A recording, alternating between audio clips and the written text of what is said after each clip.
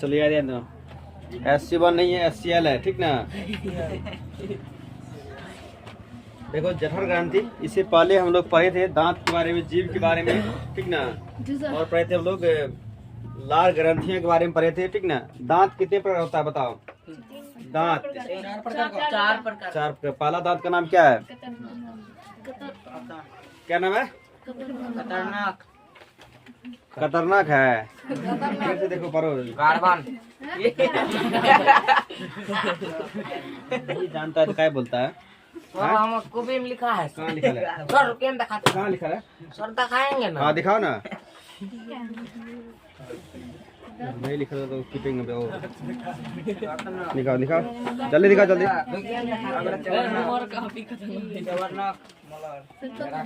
क्या नाम है पहला का? कर्तनक। दूसरा का वेदक। तीसरा का अग्रचवर्णक। चौथा का चवर्णक। मोलर से या बोल सकते, मतलब या ने बोला है। और हम लिखे कट या के नहीं हम बनाए थे। या भोजन को काटने होता है। ये को कॉपी में लिखेगा तब या बनाए थे। हाँ कहाँ है? कहाँ लिखल है? कार्बन। क्या लिखा है? कार्बन सही गलती लिखा है। कार्बन का ये नहीं कार्बन लिखबे क्या गलती? सर गलती लिखा है तो सर इतना मैंने बोल रहे थे। तमिल बोलते क्या लिखा गलती? हमारो फेर चलो शांत रहो। सर बोलता हमरा मार। देखो आप अभी हम लोग पढ़ेंगे जठर ग्रंथि के बारे में, ठीक ना। जठर ग्रंथि पूछेगा क्वेश्चन, जठर ग्रंथियों की कोशिका कितने प्रकार के होते हैं? तो जठर ग्रंथियां की कोशिकाएं 3 प्रकार की होती है। कितने प्रकार? पहला है श्लेष्मा या म्यूकस कोशिकाएं। दूसरा है भित्तियां या अम्लजन कोशिकाएं। और चौथा है मुख्य या जायमोजिन कोशिकाएं। इसमें तीनों प्रकार की कोशिकाएं मिलकर जठर रस का निर्माण करते हैं। किसका? जठर रस का निर्माण करता है। जठर रस का निर्माण करता है। हाइड्रोक्लोरिक अम्ल HCl का स्राव अम्लजन कोशिकाओं में होता है, ठीक ना। पूछेगा कि हाइड्रोक्लोरिक अम्ल जो है ये कहाँ होता है? अम्लजन कोशिकाओं से होता है। कहाँ से? अम्लजन। HCl अम्ल निष्क्रिय पेशिनोजन को सक्रिय पेप्सिन नामक एंजाइम में बदल देता है, ठीक ना। ये HCl जो है ये पेप्सिनोजिन को सक्रिय कर पेप्सिन नामक एंजाइम में क्या करता है? उसको बदलता है। पेप्सिन नामक एंजाइम में बदलता है। कौन होता है? HCl। पेप्सिन भोजन के प्रोटीन पर कार्य कर उसे पेप्टोन में बदल देता है, ठीक ना। ये जो पेप्सिन है ये भोजन को किसे बदलता है? पेप्टोन में बदल देता है। HCl अम्ल जीवाणुनाशक की तरह भी कार्य करता है। HCl जीवाणुनाशक की तरह भी कार्य करता है तथा भोजन के साथ साथ आने वाले बैक्टीरिया को नष्ट कर देता है। HCl हम लोग के शरीर में रहता है, ठीक ना। वो क्या करता है? भोजन के साथ जो भी कीटाणु आता है उसको नष्ट कर देता है। कौन? हाइड्रोक्लोरिक अम्ल, ठीक ना। इससे क्वेश्चन पूछेगा कि जठर कोशिकाएं जो है कितने प्रकार होते हैं? 3 प्रकार का। पूछेगा कि तीनों जठर कोशिकाएं मिलकर किसका निर्माण करता है? जठर रस का निर्माण करता है। जठर रस का निर्माण करता है। पूछेगा कि HCl जो है भोजन के साथ जो आने वाले कितना बैक्टीरिया होता है उसको नष्ट कौन करता है? HCl नष्ट करता है, ठीक ना। ऑब्जेक्टिव इससे इतना ही पूछेगा।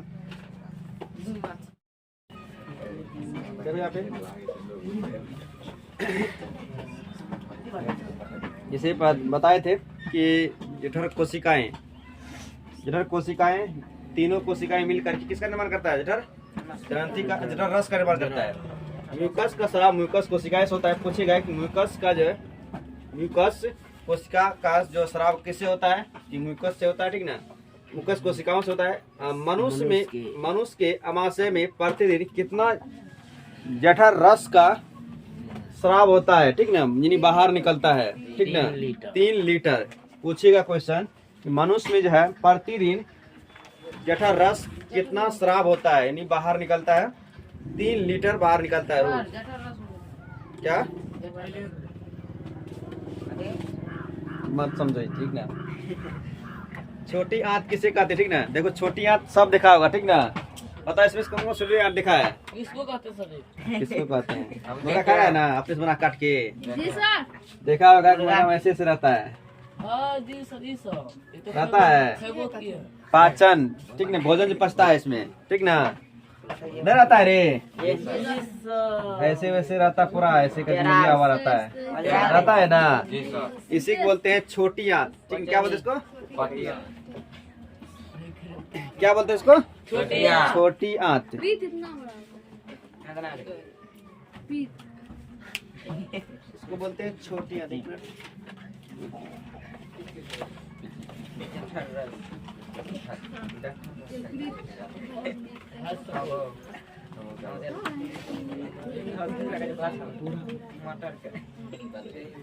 हाँ, इसी को बोलते हैं छोटी आंत, ठीक ना। और इसकी मनुष्य में लंबाई होता है, मनुष्य में इसकी लंबाई होता है कितना, 8 से 10 लंबाई होता है 6 मीटर, 8 से 10 मीटर। क्या 8 से 10 मीटर, मीटर होता है। वो हर नाल की लंबाई होता है, ठीक ना। ये इसकी लंबाई होता है, छोटी आंत की लंबाई मनुष्य में कितना होता है, 6 मीटर। और चौड़ाई कितना होता है, 5 सेंटीमीटर, या सेमी बोल सकते हैं, 2.5 सेंटीमीटर का होता है, ठीक ना। कह रहा है कि छोटी आंत किसे कहती है, तो छोटी आंत आहार नाल का सबसे बड़ा भाग है। मतलब कि भोजन जो पचता है, ये पचता है कब, सबसे ज्यादा कहाँ पे, छोटी आंत में आकर के, ठीक ना। छोटी आंत में आकर के, छोटी आंत की लंबाई जो डिपेंड करता है, ये हम भोजन किस प्रकार कर रहे हैं उस पे डिपेंड करता है, ठीक ना। उस पे मांसाहारी का थोड़ा बड़ा होता है, शाकाहारी का छोटा होता है, ठीक ना। क्योंकि मांसाहारी मतलब मांस मछली सब कुछ खाता है, ठीक ना। उसको पचाने के लिए दूरी ज्यादा होना चाहिए, ठीक ना। देखा होगा कि अगर खाना खा के सो जाते हैं, ठीक ना, तो उसको क्या होता है, गैस बनने लगता है। वही अगर खाना खा के टालने लगता है, 10 मिनट टालता है, तो खाना थोड़ा धीरे धीरे पचने लगता है, ठीक ना। तो जितना इसकी लंबाई रहेगा उतना अच्छा से भोजन क्या होगा, पचेगा, ठीक ना। इसी मतलब ये यहाँ से मतलब मुंह है, ठीक ना, यहाँ से खाना आता है धीरे धीरे, ठीक ना। और आते हुए कहाँ आता है, पहले आता है बड़ी आंत में, कहाँ आता है, बड़ी आंत में, ठीक ना। उसके बाद कहाँ पहुँचता है, ये बड़ी आंत है, ठीक ना। और इसके बाद छोटी आंत रहता है, ठीक ना, छोटी आंत रहता है। तो ये जो है भोजन सबसे ज्यादा कहाँ पाचन होता है, क्रिया होता है, ये होता है छोटी आंत में। लिखा है ना कि छोटी आंत आहार नाल का सबसे बड़ा भाग है, जिसे छोटी आंत कहा जाता है, जिसे छोटी आंत कहते हैं, या बेलनाकार रचना कहते हैं, ठीक ना। ये पतला सा ऐसे रहता है, ठीक ना, ऐसे ऐसे पतला करके, पता नहीं कैसे कैसे रहता है, ठीक ना। ऐसे अपने रहता है, ऐसे करके ऐसे रहता है, बहुत बड़ा रहता है, ठीक ना। मनुष्य में लगभग ये रहता है कितना, मनुष्य में रहता है 6 मीटर रहता है, 6 मीटर का। और चौड़ाई इसकी मतलब ये चौड़ाई जो ये मोटाई उसका रहता है ना, ये मोटाई, इसकी मोटाई कितना रहता है, 2.5 सेंटीमीटर। और इसकी लंबाई कितना रहता है, लंबाई इसका 6 मीटर रहता है, 6 मीटर इसका लंबाई रहता है। तो यह बेलनाकार रचना होती है, ठीक ना। यह बेलनाकार रचना आकार की होती है। आहार नाल में, इसमें आहार नाल की इसमें अधिकांश पाचन क्रिया होती है। मतलब कि सबसे ज्यादा भोजन जो पचता है, तो ये किस भाग में पचता है, छोटी आंत में। आहार नाल के छोटी आंत में जो भोजन सबसे ज्यादा पचता है, ठीक ना। मनुष्य में इसकी लंबाई 6 मीटर और चौड़ाई 2.5 सेंटीमीटर होता है। ये जो लंबाई डिपेंड करता है, ये लंबाई डिपेंड करता है कि हम भोजन किस प्रकार की कर रहे हैं, ठीक ना। मांसाहारी जैसे कोई पक्षी है, ठीक ना, जो मांसाहारी भोजन करता होगा, ठीक ना, तो उसका जो होगा मतलब ये छोटी आंत की लंबाई थोड़ा छोटा होगा, ठीक ना। जो मांसाहारी जो मतलब कि शाकाहारी होगा उसका छोटा होगा, जो मांसाहारी मतलब मांस मछली खाता है उसका बड़ा होगा, ठीक ना, छोटी आंत। मनुष्य में इसकी लंबाई 6 मीटर तथा चौड़ाई कितना है, 2.5 सेंटीमीटर की होती है। कह रहा है कि भिन्न भिन्न जंतुओं में छोटी आंत की लंबाई क्या होगा, भिन्न भिन्न होगा, ठीक ना।